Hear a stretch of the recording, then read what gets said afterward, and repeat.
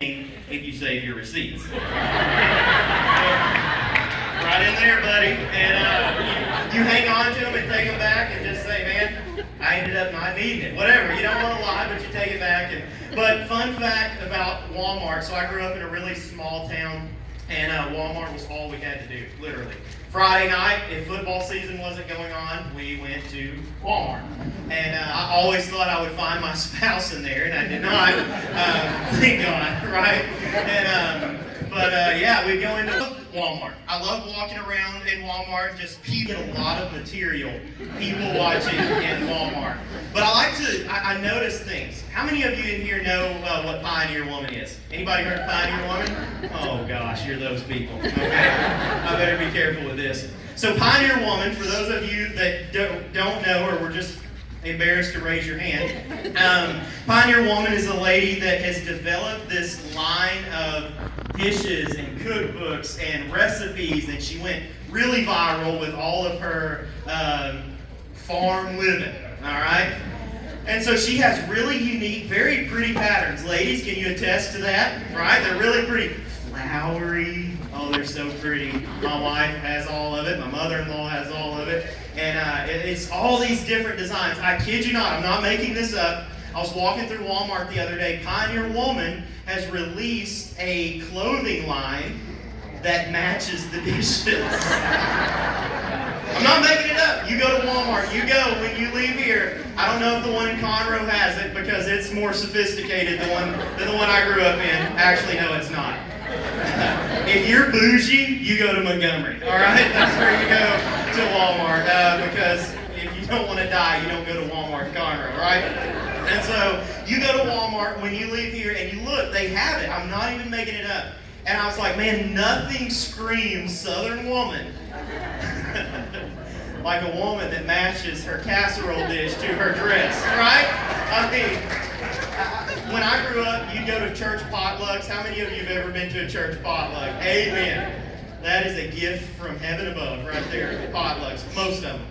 But used to, you could lift up that Pyrex dish and kind of look underneath it, right? And it would have somebody's name written on it. You don't have to do that anymore. You just look and say, this one belongs to Linda. Well, how do you know? It matches her dress, right? But I love Walmart, man. I grew up about 2 hours north of here in a little bitty town called Elkhart. We made it, right? We're here. We need electricity back home. This is really cool. And we grew up there, and there wasn't a lot to do, like I told you a second ago, but my dad's a pastor, and I have 9 siblings. I told you there was nothing to do there, right? Don't get mad at me. The only place I've ever heard that joke was in church, okay? But I grew up there. My dad was a pastor, and so growing up, he pastored a small country church, and I don't know if you know much about church, but it's like they're calling usually to the smaller churches that God will keep you humble and the church will keep you broke. And so we didn't know we struggled, but looking back, I think we did. And so I tell people, man, they're like, no, how poor were you for real? Like, how poor? Well, my dad would make us eat cereal with a fork so we could share the meal. Like, that's, we were pretty poor. I heard one guy put it this way, and I loved it, so I took it. But we were so poor that my mom, we couldn't always afford a lot of food, so she'd gather us up around the dining room table and read her recipe book to us. And man, I had a little brother that couldn't really hear. He almost starved to death. It was pretty bad. We'd go to our grandparents' house that had fruit on their wallpaper, and we would just lick it because it's like, man, an apple a day keeps the doctor away, right? And so yeah, that's how we grew up. But with Dad being a pastor, we grew up in church. And I love church. How many of you in here love church? Anybody love church? All right. We got some church lovers. Anybody in here just hate church? No, don't raise your hand. Please don't. But I grew up in it, and I've seen people like ministry kids that grew up in the ministry, and they'll leave ministry. And it's sad. They'll leave the church, they'll walk away from the church, and they don't go back. And I think a lot of that has to do with the fact that they just didn't have fun in church growing up. Man, we had fun. We had a lot of fun. I remember the first time my dad got asked to preach a revival. It was a little church, Denson Springs Baptist Church, out in the middle of nowhere. How many of you have ever heard of Slocum, Texas? Anybody heard of Slocum? Our Elkhart people, a few others in here have. Slocum, Texas, it was even far from Slocum.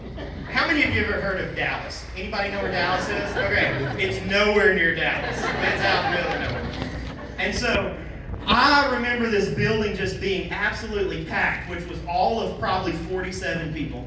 And it was a Sunday morning, and the singing would take place, and then they would dismiss all of the kids to go do whatever they did with us back there. I don't remember that part.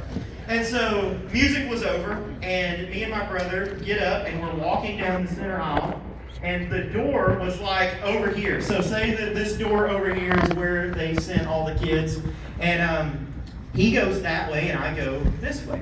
We're a few years between us. And so I walk over, his name's Kate, and I grab him by the hand, and I say, "Hey, Kate, come this way. We're going to go this way." He says, "No, we're not." I said, "Oh, yes, we are." He said, "You're not my mother. Quit telling me what to do." Now, mind you, my dad is standing behind the pulpit with his Bible open, watching all of this take place. And I'm sure he was praying under his breath. And you know the Bible says the fervent prayer of a righteous man availeth much. I can just tell you the prayers did not availeth that day. Because the second time I grabbed my dear little brother by the hand, and he pulled his hand out, and he punched me in the nose as hard as he could. And it was on. I grabbed this young man by the ears, and I slammed his head into the pulpit. And he gets on top of me with both knees in my chest and begins to just pound on my face. And I'll never forget my dad looking down at us, and he looks up at the congregation in complete fear and terror, and he said, "Would somebody please come up here and get their children?" And he never got invited back there. It must have been something he said. I don't know what that was. But man, we had fun in church. I loved growing up in church. This may be sacrilegious, and so forgive me before I even tell you, but I'm an open book, and I'm just going to tell you everything. You want to know it? If I don't tell you in here, ask me in the hall. We'll talk about it, okay?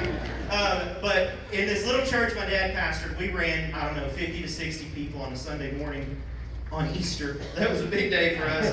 And we would do communion every, couple months or whatever. Y'all know what communion is, okay? There were a few of you that didn't raise your hand when I asked if you like church. So they would get these little wafers. And I don't know if you've ever had them. I've had communion here at Mims. It is like the cream of the crop. The ones we did were not.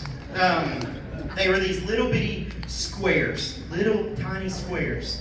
And they were gross, okay?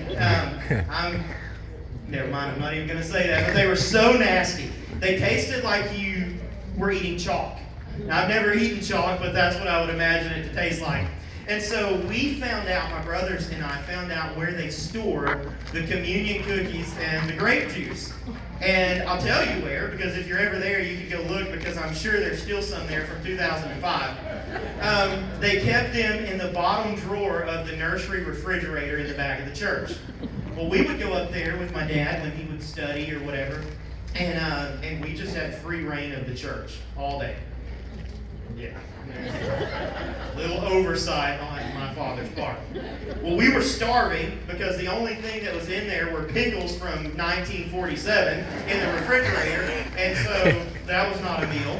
But man, communion crackers were in. And so I'll never forget, we would take a little styrofoam cup and we would go in there, and they were stale because when you have 40 people, do the math on this, okay? When you have 40 to 50 people every week, and you only take communion about 3 times a year, and you buy 10 pounds of those stinking communion cookies, they go stale. And so we didn't feel like we were like sinning eating stale communion crackers, okay? And so we would take styrofoam cups and we would open this box. It was a white box with little flaps on it. And we would scoop these stale communion crackers out and we would just go to town. I'm talking about eat these things. And then the grape juice that was in there from communion, you wash it down with that. Apparently it had gotten left in there a little too long too. Now, if you know anything about Baptists, we are firm believers in grape juice because we don't like alcohol. And but let me tell you something. When you leave grape juice in the refrigerator for a year, you can serve it at a Catholic church. I'm just telling you, okay? I tell that joke to see, can I see, are there any Catholics in here, okay? I'm going to tell you before we get going good, I'm an equal opportunity offender, so I'm going to cover everybody before it's over with tonight, all right? So if I ever come across holier than thou, just know I have probably eaten more communion cookies in one day than any of you have in your life, all right? But I love growing up in church and in that environment. I'll never forget this one Sunday. We had a lady who's gone on to be with the Lord now, but her name was Miss Mary. And she would always sit on the second row from the front. Very faithful member. Grew up in that church. She was, goodness, at least when this happened, 117. Had to be. Like she was, I was like 10, so she was probably only like 60. But I remember her screaming in the middle of a church service. Like just screaming at the top of her lungs. My dad was about 15, 20 minutes into his 3-hour sermon. And she just screams, "Snake!" Service was over. Like, you know, everybody was Crocodile Hunter, Crocodile Dundee. Like, everybody comes running to see this snake. Not like we were going to grab it and do anything with it, but we wanted to look at it.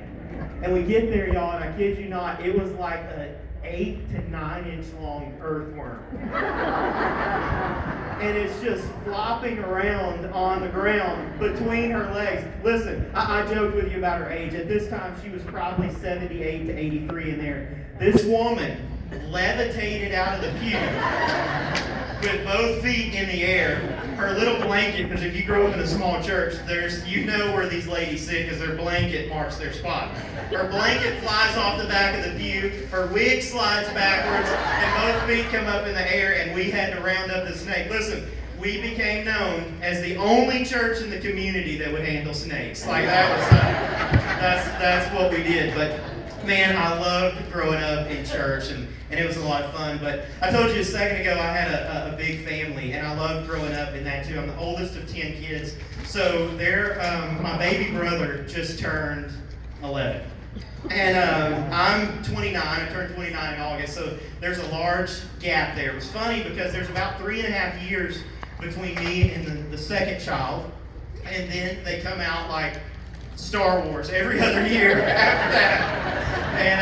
And so we had a lot of fun. There was a big age gap between us, but there's a lot that you learn in big families. You learn how to get along with each other or not. You learn how to share space.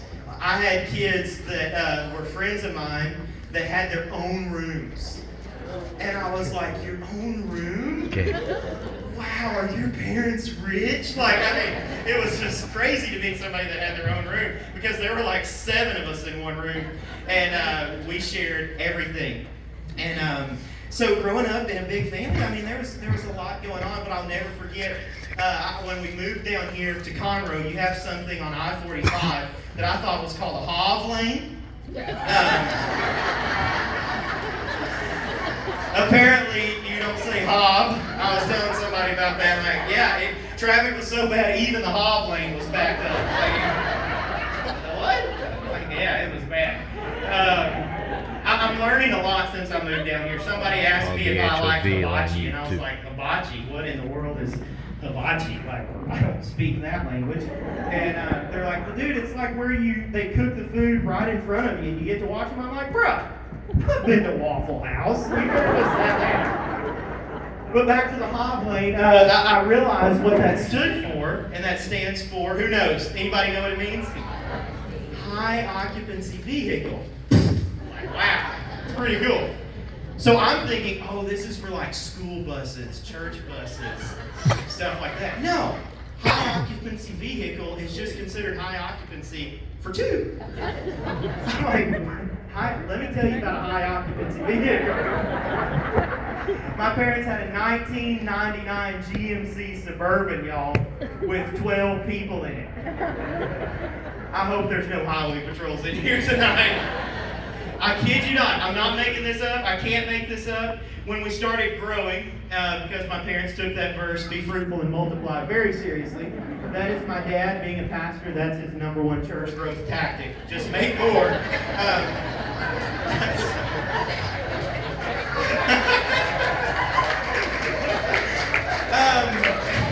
I kid you not, in the back, so in the back of Suburbans, there is a large place that apparently it's for groceries. And we put 2 folding lawn chairs in the back of this, facing backwards, which was fine when you're going down the highway or you're in the hog lane. It's okay.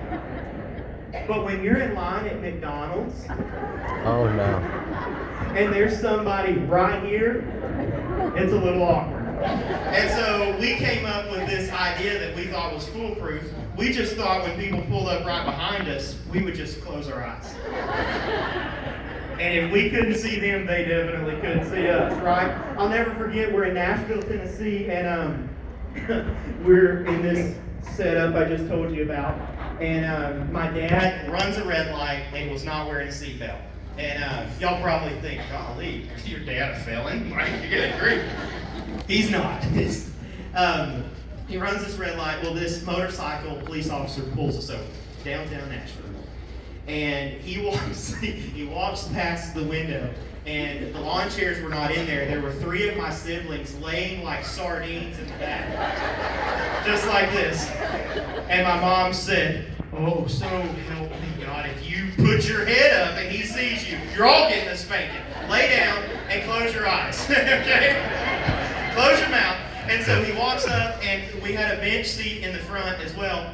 And so my dad rolls down the window. It's my dad, my mom, and me. And so this officer is right here, and I'm like, I don't want to look at him. He'll see the guilt in my eyes because I know what's going on in the back, right? And so he walks up there, and he's like, "Sir, do you know why I stopped you?" And Dad was like, "Is it because I wasn't wearing my seatbelt?" And he's like, "No, sir, it's because you ran that red light back there." He was like, "Oh, click," you know? And too late for that. And so he says, "Well, I see that you're from Texas." And Dad's like, "Yes, sir." And he's like, "Well, can I get your license and registration?" My dad said, "Yes, sir." And he said, "I'm also licensed to carry." And he said, "Well, give me that too." So Dad hands him all 3 of those cards. And he said, "Do you have anything on you?" And Dad said, "Like a gun?" And he was like, "Yes, yeah, like a gun." He said, "Yes, sir." He said, I carry. And he tells him what he carried. He said, "I've got one. My wife has one in her purse, and then there's one under the seat." And the officer's eyes got really big.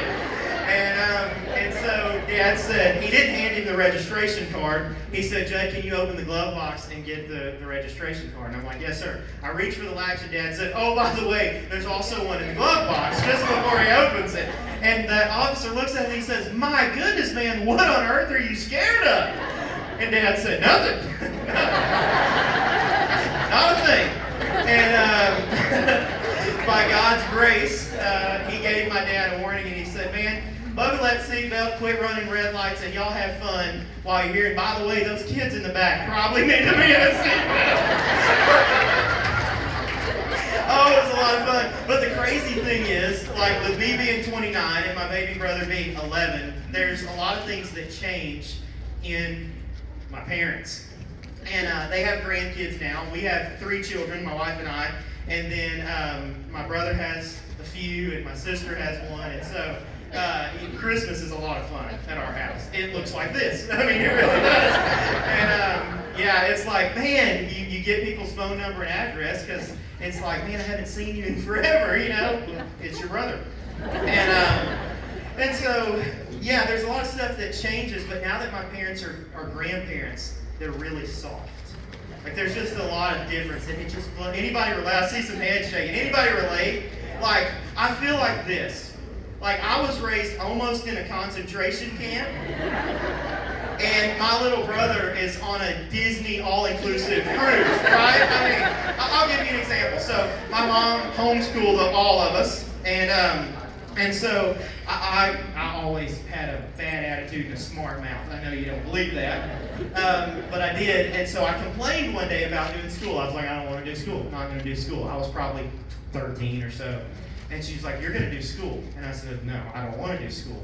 And she called the principal, a.k.a. my dad, in and said, Wayne, deal with him. He doesn't want to do school. And he said, okay. And so my dad, and y'all, my dad and I are like tight. We're good friends. Please don't call CPS on them. I had to sign a lot of paperwork from them before I did this. Okay? And so Dad's like, go in there and put you a sweatshirt, put you a hoodie on. I was like, okay, but it's like, August or September. He said, I know. And so I put this hoodie on, and this man makes me clean fence rows. I had to clean a fence row, and then he gives me a tape measure, and he takes me to the front yard, and he says, you're going to clean out around these bushes, 12 inches around everywhere. I said, okay. And so I'm doing that, and then I had to pick up rocks from this driveway and move them from this driveway to the back driveway. And I'm like, what in the world? Who made you? Like, this is crazy. Who hurt you, Dad? Like, what happened? You need to talk? And man, he told me, he sits me down after, and we have this life lesson meeting. Anybody get those? Anybody? No, I'm gonna do something, son. But they always want to teach you a life lesson, right? And so he sits me down and he said, Judd, it's important to us that you do school, because if you don't, you're going to be doing this kind of work the rest of your life. And I was like, wow. Okay. I mean, that's right. But I kid you not, a week ago, my baby brother, 11 years old, would not sit down and do school. Okay? This is straight from my mother's mouth. Would not do school. And so he's like doing backflips over the couch, running around the schoolroom, and he won't sit down and do it. And she sits him down. I kid you, I'm not making this up. She says, sweetheart. I'm built different. I'm built like that. Sweetheart, why don't you do me a favor? She closes his school book, and she says, why don't you go out in the yard and run a few laps around the yard, run that energy out, and when you come back in, you'll be ready to do school. I was like, what? No, sir. You go get you a hoodie and some clippers, and I'm going to show you what your life is going to look like if you don't do school. Like, come on. Can I get an amen? But they get softer. They're grandparents now. And so everything, like I got on to our oldest. He's 5. He's about to be 6. And he's got a mouth on him. Don't know where he gets that. Probably his mom. I don't know. I'm not even going to look at her. She's here tonight. So he had popped something off, and he wasn't going to do it. He had told me no, just being really rebellious and get on to y'all. My mom has the audacity to come over and say, now, was it really that bad? I was like, what? Oh my goodness. If I said the word stupid, you wash my mouth out with soap. Come on. Like, let's not play this game. But things start to get a little softer. I'll never forget, with a big family, things got chaotic pretty frequently. And sometimes Mom just needed a break. She just needed a little break. And so she would kick everybody outside and lock the door and say, don't come back in until I call you back in here. And so she kicked everybody outside, true story. And she was making breakfast and trying to clean up the kitchen and everything. And she had put toast in the oven and she broiled it. And she forgot about it and she burned it.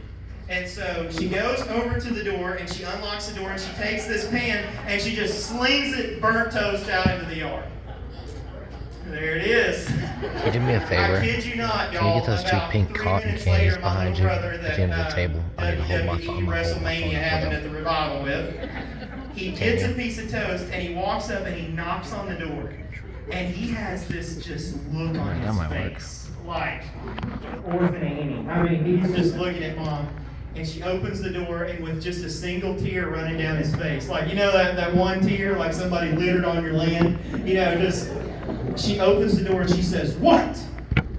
And he holds that charred black piece of toast up. And he says, Mom, I hate to ask, but would it be all right if I had just a little jelly on it? True story. Yeah, it's not going to work. Can you get those cotton candies here? Y'all come eat breakfast, and yes, you can have jelly on that. And but it's like, that's what we ate. And I'm like, y'all got way too soft, I'm telling you. But growing up in a big family, man, it was a lot of fun. We got made fun of quite a bit. I've heard every joke you could imagine. Man, most of them not appropriate for here. But goodness, growing up in a big family was fun. Christmas was a blast. Thanksgiving was always great. And it's cool as more kids have more kids, you know, it's just a lot of fun because it gets bigger and bigger and bigger. My wife and I, like I told you, we have 3, and people ask all the time, with me being from a big family, they're like, are y'all going to have more? And I can answer that for you. No, we're done.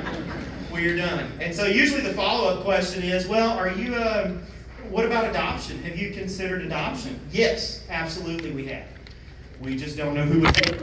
We have no idea. We sat down and talked to the kids about adoption. And kind of explained to them how it worked, and they did not like it one bit. And so we're okay right now. And but with them being in the house, you know, I've tried to childproof it a few times just because you can't be too safe. Got to childproof it, y'all. I kid you not. They keep figuring out how to get back in. CPS is going to be at my house when I get back. I already know. Like, oh, you'll need to go visit this guy. But yeah, it was a lot of fun. Growing up in a pastor's home, growing up in church, growing up in a big family, there was just a lot of fun, you know. I've mentioned her a few times, but I am married, and I know what a lot of y'all are thinking. How? Like, how in the world? And people see my wife, and they're like, good grief, man, you married out of your league. And I'm like, no, I'm married out of my sport. Like, she is beautiful, she's amazing. But a lot of people ask all the time, man, how did y'all meet? Like, how did y'all end up together? And I know this is taboo, like we don't like to talk about it, but how many of you met your significant other online? Anybody else? You can raise your hand, safe place. Yikes. Okay, praise God, there's one. She really didn't. She just feels bad for me. She's like, I want to see what he's got to say next, so I'm going to raise my hand. So, yeah, we met online. It's a great website. I highly recommend it. It's called Ancestry.com. Love that thing. And, hey, I got the 30-day free trial. And I acted super quick. And you know what I'm talking about. Like, I was like, dang, bingo. And the good thing about that is, you know, if you ever, God forbid, have to get a divorce or whatever, you're still related. And that's really cool. No, we did not meet there. We actually met in college, believe it or not. But what's funny about that joke is when you hear me talk and you hear this East Texas accent, it's more believable to believe I've met her on Ancestry.com than in college. Most of you are thinking, oh, you went to college? I mean, community college, baby. That is where all comedians come from, I think. It's right out of community college. And I did not do great academically. I won every social award that you could think of, believe it or not. Academically, they looked at it and they were like, this is bad, Judd. What do you plan to do? And I was like, man, you know, medical field. They were like, no, probably I wouldn't do that. I was like, okay, well, according to my GPA and everything, what do you think I should do? They were like, quit. I would probably just probably quit. But no, I met her there. As you heard a second ago, she was born and raised in Mexico. She's a missionary's kid. And this is what's funny to me. Everybody always picks on preacher's kid.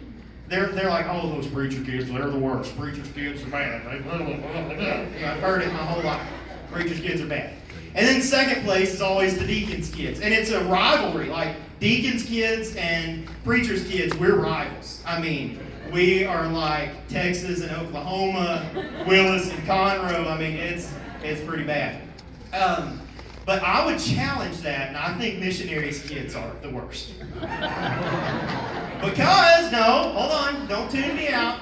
We have domestic sin. They bring in foreign sin. Sins that we can't even say because it's in a different language, right? And so she grew up on the mission field, met her there. She's actually a citizen of Mexico, which has never been an issue until recently.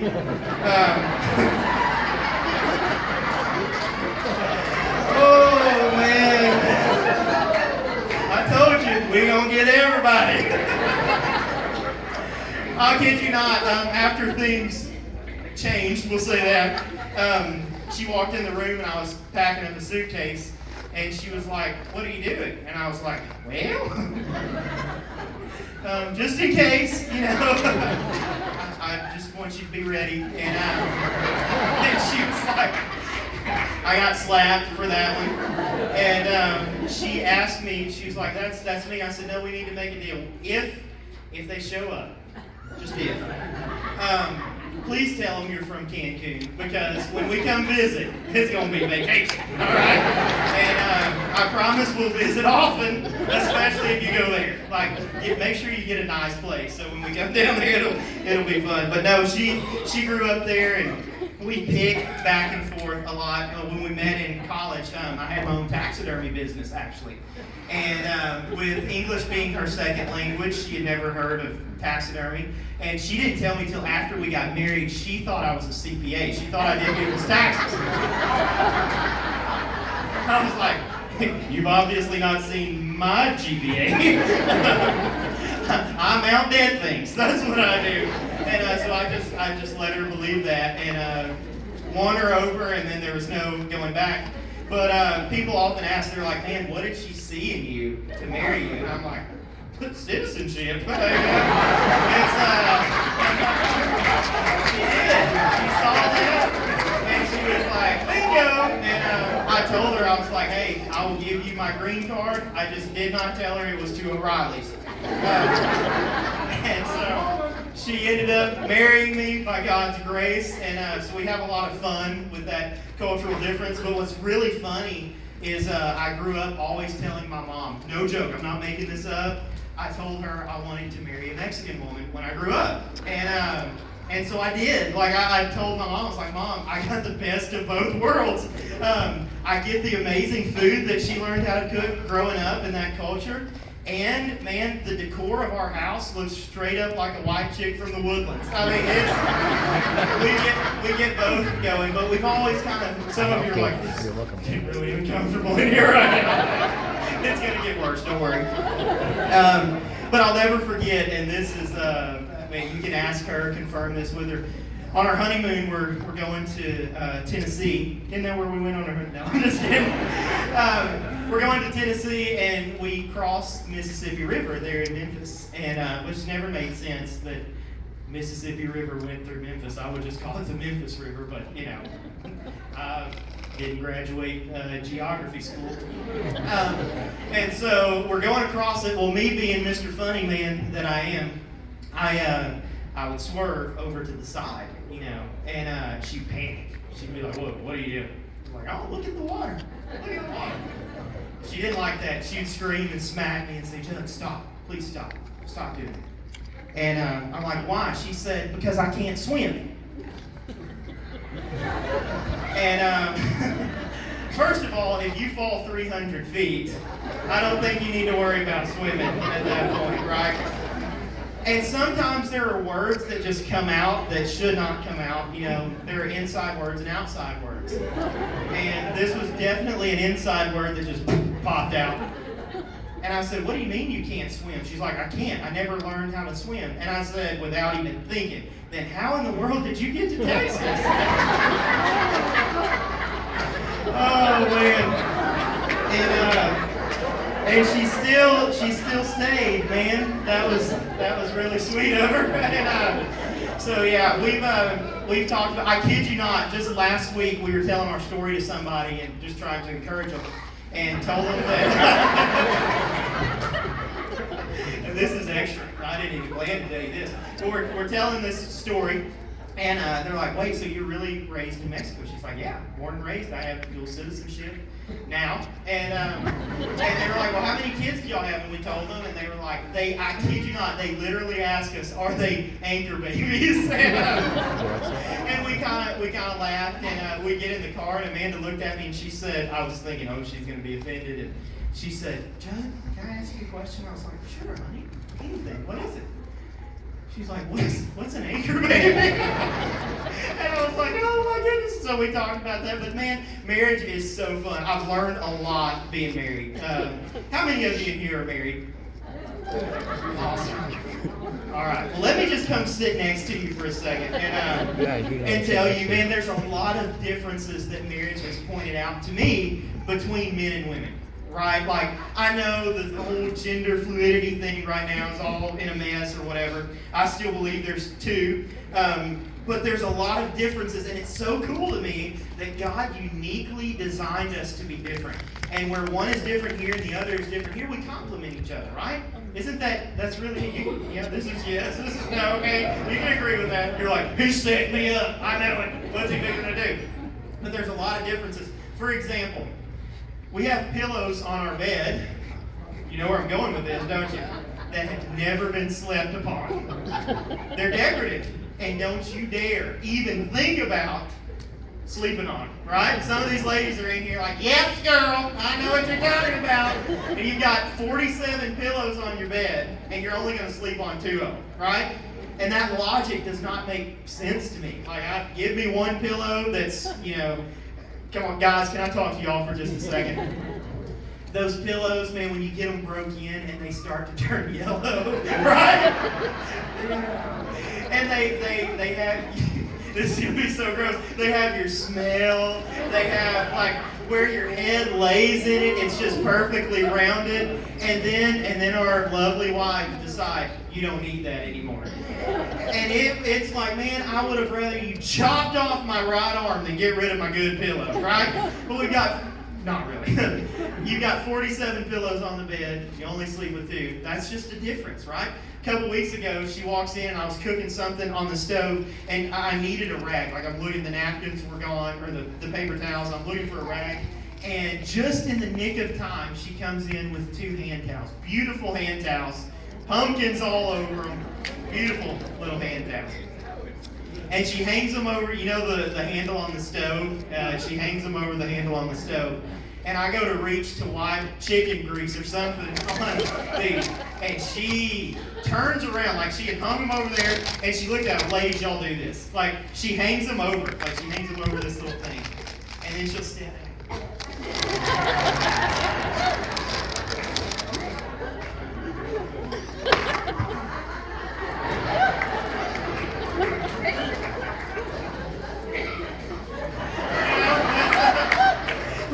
I gotta put it on Instagram, It's fall, y'all,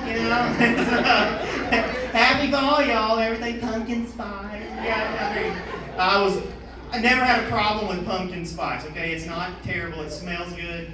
But when I walk in and it's fall and I've got pumpkin spice deodorant sitting on the dang counter, it's a little too far. But she hangs these rags over the handle of the oven. And they were not rags, I'm sorry. And she walks away, and then she turns around to take one last look at them. Like when you move your kid into college and you put them in the dorm, and you're not going to see them for 4 months. That she looks at them just like that. And I reach to wipe, and she says, no! I thought, surely you're not talking to me right now, are you? She says, these are decorative. I said, okay, does that mean, I'm a man, guys. Ladies, can I just tell you, sometimes we're not ignoring you. We're not being smart alecks. We just need a few extra instructions, okay? Just because you tell me the hand towels, are decorative, that gives me no help at all. So does that mean I can or cannot wipe my hands on these decorative rags right now? Let me just tell you, that meant no. That meant no. But there's a lot of differences in men and women. One of my favorite things, and guys, don't clap for this, don't raise your hand because you will probably get stabbed in the throat. But I'm driving down the road. Anybody ever do this? You're driving and she's over there just scrolling and looking at everything and ordering stuff on Amazon and Etsy and Temu and all these things. And you're just driving. Man, you're just driving and it's peaceful. Kids are asleep. And then all of a sudden this happens. Anybody, you know what I'm talking about?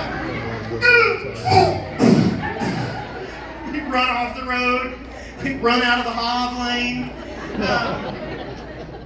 My wife does that all the time to me. And it scares me to death because you would think that there's an 18-wheeler coming 85 miles an hour in your lane right towards you.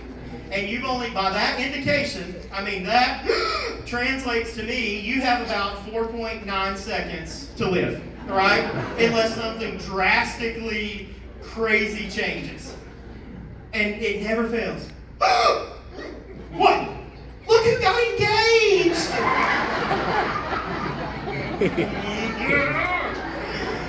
7 years and I'm still not used to that, y'all. Like, I am still not used to that. It scares me every single time. And you can't get them back, because if she's driving and I did that, we would be dead. But man, there's a lot of differences.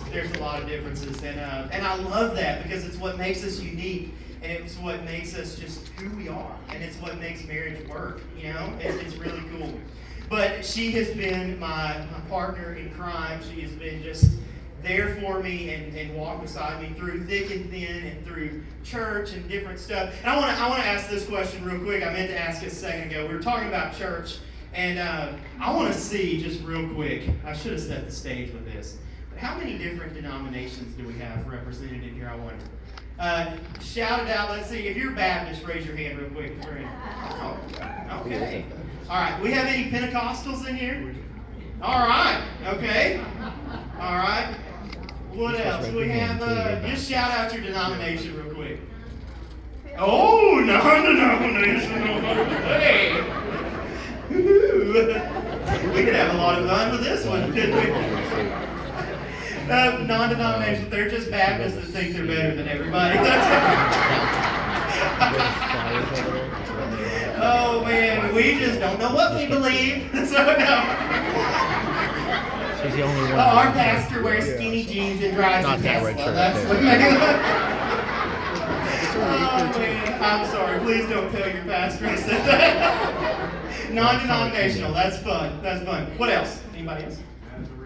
Nazarene. Who said that? All right, Nazarene. That's what Jesus was. So, all right. Somebody's like, wait, what? Been a Baptist my whole life. You haven't sang the song, I stand and raised in the presence of Jesus the Nazarene. Okay. Y'all, somebody needs to read their Bible. Nazarene. All right. What else? Anybody else? Catholic. All right. I made that joke just for you earlier. Thank you for being here. She's like, I wish I never would have came now. What else? Any others that we've missed? I don't want to leave anybody out. Episcopal. Woo! Awesome. I've got some grape juice at my dad's church that we're going to use for y'all. No, I kid you not. So my grandparents are actually Episcopal. And I was raised Baptist, little Southern Baptist boy from East Texas. And I stayed with them one weekend. We went to their church. And I was like, wow, this is scaring me. Very reverent. It was all just a very new experience. But I was like 14, and my grandparents get up at the end because they do communion every week. They don't do it like us every 3 or 4 months and let the grape juice run. And so we go, and my grandpa's like, hey, we're going to get up now and we're going to go do communion. And y'all, I don't know if you've been Baptist your whole life, but when I heard that, my heart just started beating really fast. And he started pulling me and I wouldn't move. And I said, And he said, what? I said, I heard that y'all use real alcohol. And he said, well, it's just a little bit. Don't worry. It's okay. I said, Papa. And I said it pretty loud too. I said, Papa, don't you dare go down there. And he said, why? I said, you're driving us home today. Episcopal, that's a lot of fun. Anybody else got any more? Now y'all are scared to say it, aren't you?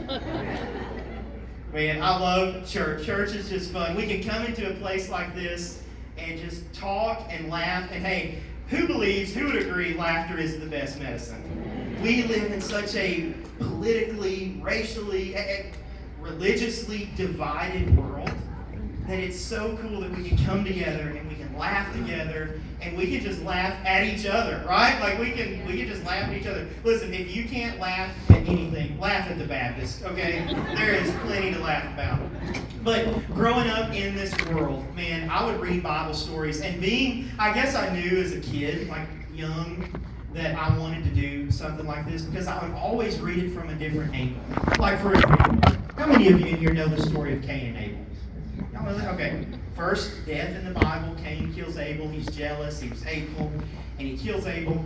I'm not justifying what Cain did, but I want to play devil's advocate for just a second. In Cain's defense, he had no idea what that rock was going to do when he hit his brother upside the head with it. Right? Nobody had died yet. Can't you just see it like it's catching on? You know, they're like,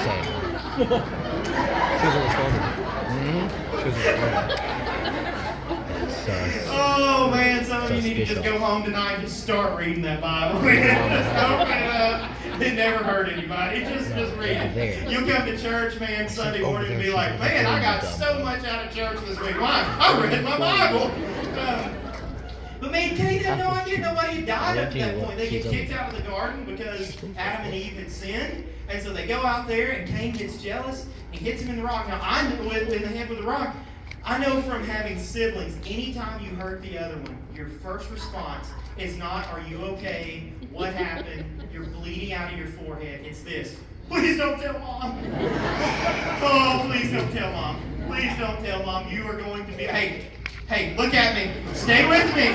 Stay with me. Do not follow that light at the end of the tunnel. Stay with me. And so I can see Cain being like, whack, and then Abel falling over, dead.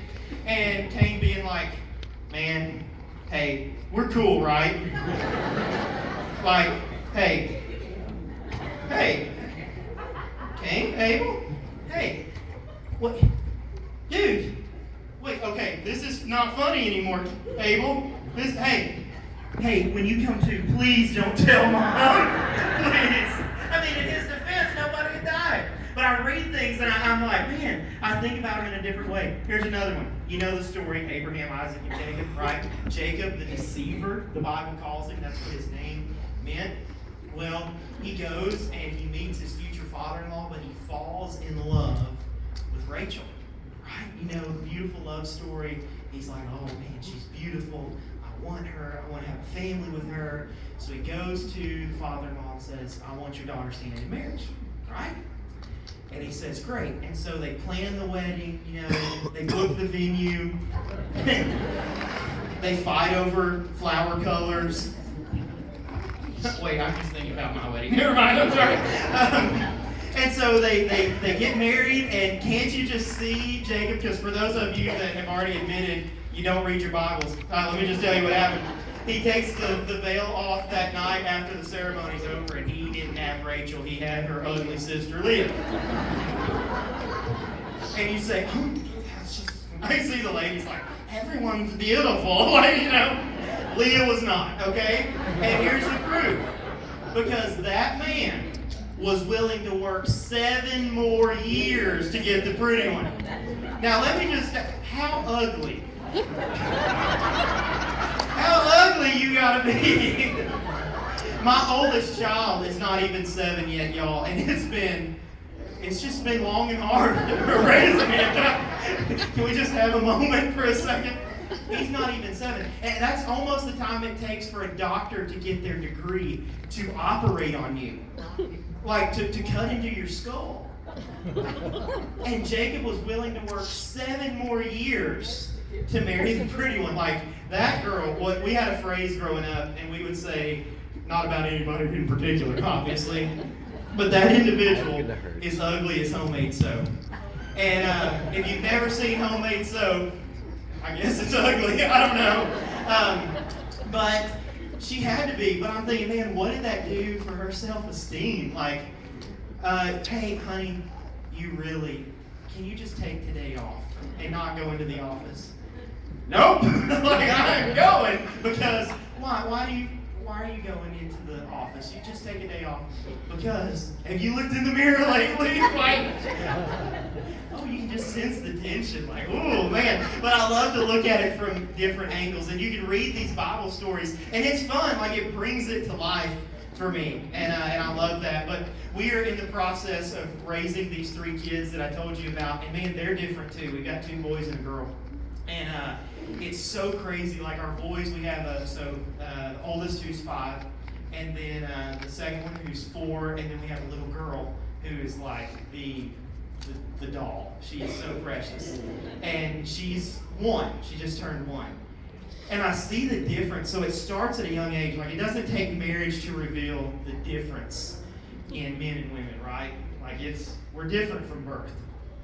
I have these 2 boys who are wrestling on the ground, fighting with each other, and I'm having to pull like AA batteries out of their ears that they're cramming into their ears. And I've got this little baby girl who's sitting over here rocking her doll to sleep at 1 year old. I'm like, man, y'all are so different. Why are you so violent? Why are you so crazy? I mean, but it's beautiful, the differences in men and women and boys and girls. God created us all unique, and He created us all different. And I want to leave you with this encouragement tonight. 2 things real quick, and then we're going to turn it back over to the ministry to come up here and share with you. But man, God created you unique. He created you different. I want you to do me a favor real quick. Everybody right now, if you have thumbs, if you don't, look at a different finger, okay? Everybody look at your thumbprint real quick, okay? Look at that thumbprint. You are the only person on the planet that has that. Do you know that? That God uniquely designed you to be you to fulfill the purpose that He had for your life. And it's so cool that we can come together, laugh together, that laughter's brought unity. It's made us think about things and think through things. But here's what I want you to think about. Man, how can I be a blessing and how can I make a difference? You just heard a few minutes ago about these young boys. One who, man, raised himself in a graveyard. Like, man, we can't even grasp that. And you have the opportunity to come alongside this ministry, partner with them, give to them, pray for them, and support them so that these boys' lives are changed. I mean, it's cool to come together and laugh. I do have to tell you, when she was up here sharing and everybody's crying, I'm like, how do I follow that? Like, you've got them crying, and I'm supposed to get up here and make them laugh. But you can come alongside them and partner. And it's all about a decision. And I want to leave you with this right here. Every one of us are here tonight because of a decision. Not just the decision to come here.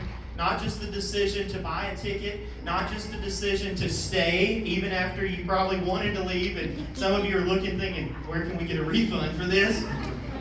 But you all made a decision. And your life decisions, the decisions that you have made from the time you were little. Where am I going to go to school? Where am I going to work? Who am I going to marry? Where am I going to go to church? All of those decisions led you to this place right here tonight. Decisions form and shape every aspect of our lives. I had to make a decision. What am I going to talk about tonight? What am I going to rent from Walmart to wear tonight? Like, it's all about decisions. But can I tell you really, really quickly about the greatest decision I ever made in my life? At 8 years old, y'all, I heard the gospel. And here's the gospel. That word just simply means good news. And we know that logically you can't have good news without bad news. And I heard the good news. The good news was that God is just and that He's good and He's perfect.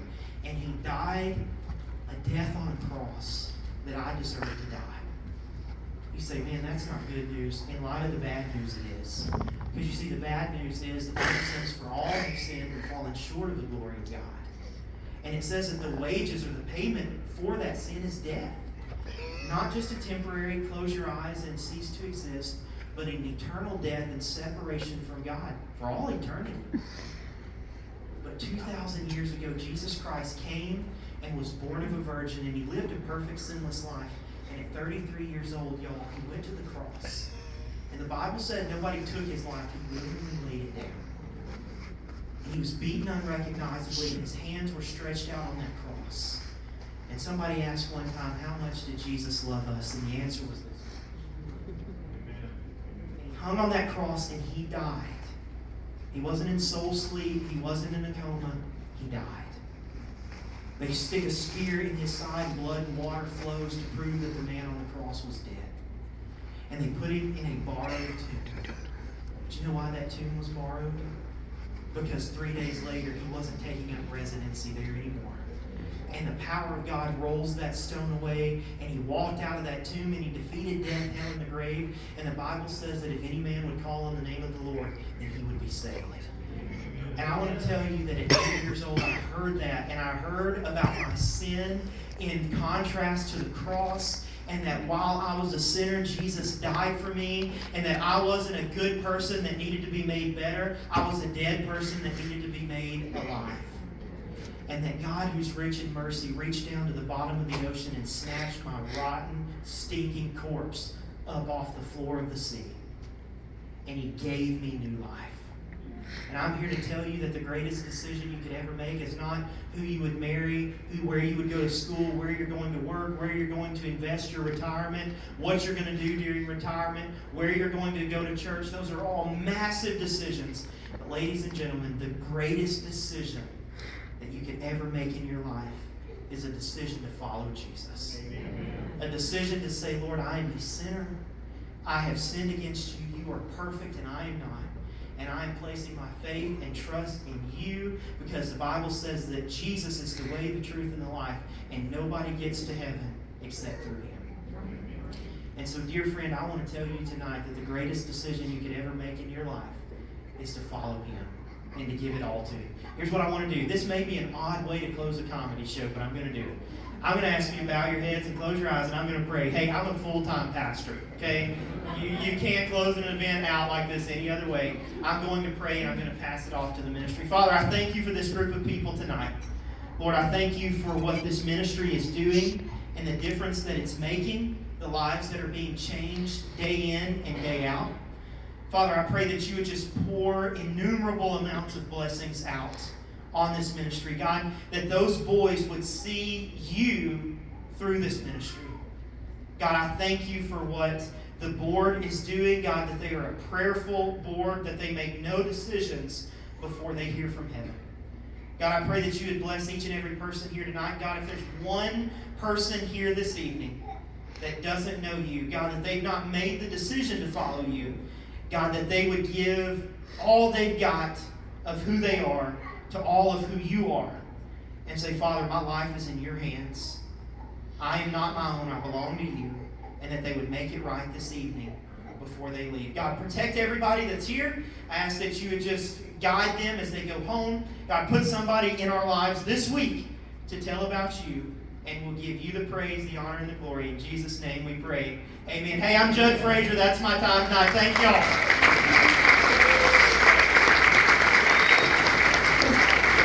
If you never heard it before, it was great.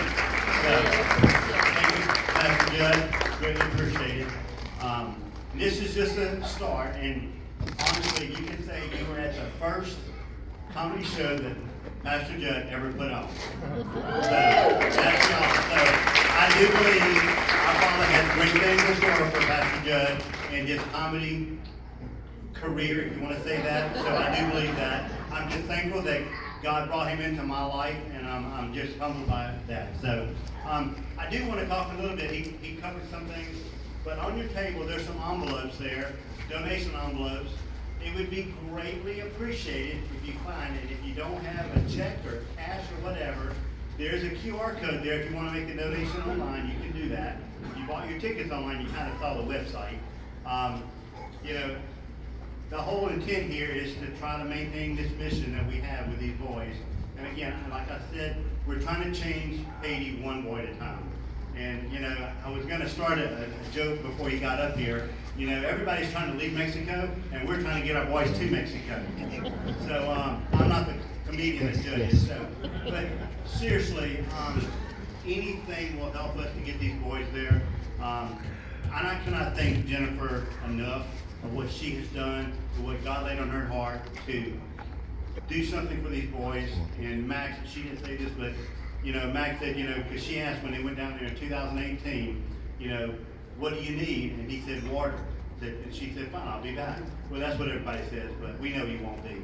She did go back, and she did bring water, and that's where this mission started. And so, again, all glory goes to our Father, because it wouldn't be what it is today without what he has done through Jennifer. So may we all become vessels, and if you can donate anything, it's greatly appreciated, and be that vessel that God can use. So, And with that, Judge Craig, so, on the back table, there's candy, please take it. That was all, everything was included in the ticket, so if you want some candy, take it home with you. And there's a basket back there if you want to drop an envelope, if you've donated anything. Really appreciate it. Thank you. Thank y'all, and y'all have a blessed night and a safe trip home.